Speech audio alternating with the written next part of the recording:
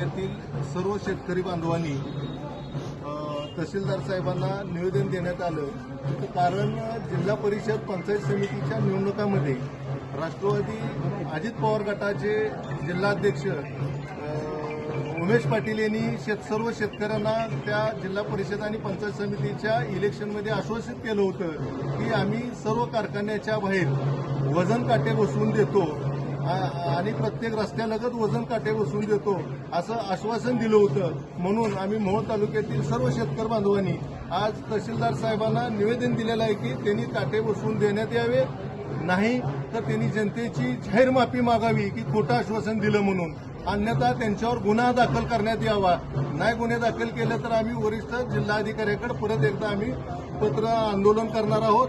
हे असं पत्र आम्ही आज या तहसीलदार साहेबांना देण्यात सर्व शेतकरी मोहोळ तालुक्यातील बांधवांच्या वतीनं आज देण्यात आलेलं आहे।